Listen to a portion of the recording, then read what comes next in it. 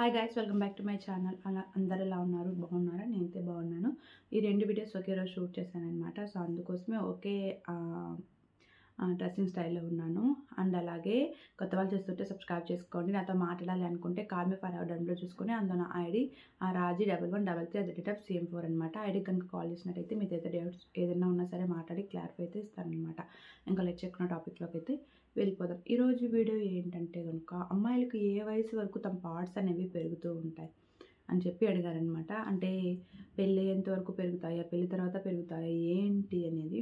జనరల్గా మనము చాలా వరకు ఇప్పుడు కొన్ని టీచింగ్ ఫీల్డ్స్లో కానీ లేదా కొన్ని ఎందుకంటే నేను టీచింగ్ ఫీల్డ్ చేశాను కాబట్టి చెప్తున్నాను. అలాంటప్పుడు ఏ ఏజ్లో ఎలాంటి అవయవాలు పెరుగుతాయి అనేది జనరల్గా మనకి పుస్తకాల్లో అయితే ఉంది.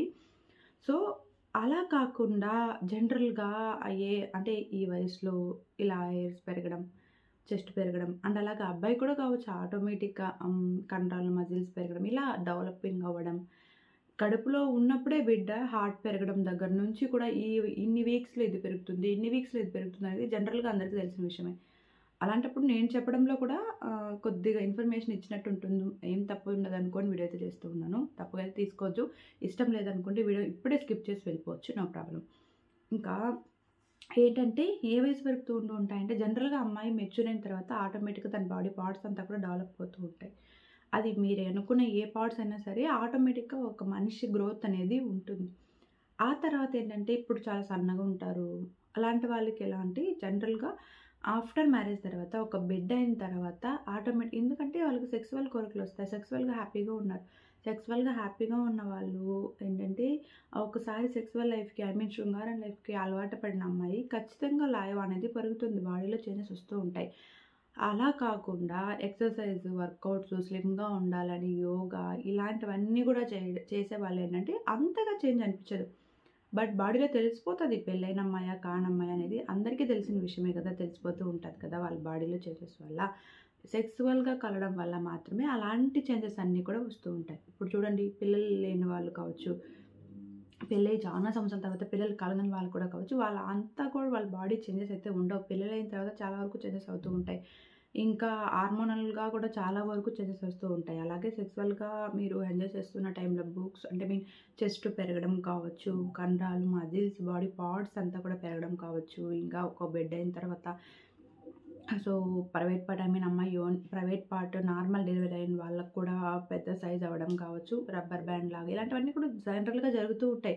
ఎందుకంటే ఒక్కొక్క సిచ్యువేషన్స్ బట్టి ఒక్కొక్క రకంగా అమ్మాయి బాడీలో తేడాలు అయితే వస్తూ ఉంటాయి.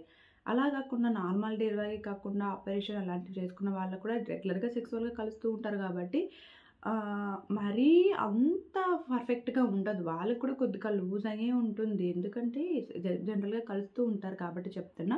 ఇలా ఒక్కొక్కసారి అంటే ఒక్కొక్క ఏజ్లో ఒక్కొక్క సిచ్యువేషన్స్ బట్టి పెళ్ళైన తర్వాత, ప్రెగ్నెన్సీ వచ్చిన తర్వాత, అలాగే ఆపరేషన్స్ ఇలాంటివి జరిగిన తర్వాత, సెక్సువల్గా కలుస్తున్న తర్వాత ఇలా బాడీలో చేంజెస్ అప్పటికప్పుడు మారుతూ ఉంటాయన్నమాట.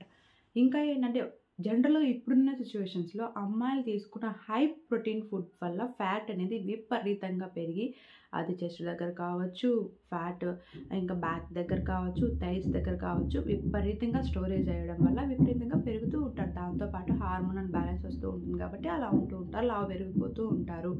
అలాగే సెక్సువల్గా కొంతమంది ఏంటంటే సెక్సువల్గా సుఖపెడితే ఏంటంటే అమ్మాయి లావు పెరగరు అంటూ ఉంటారు. అలా సుఖపెట్టినా సరే విపరీతంగా ఫుడ్ లిమిట్ లేకుండా తినే వాళ్ళు ఖచ్చితంగా పెరుగుతారు అనమాట. Thank you for watching this video. Take care. Bye.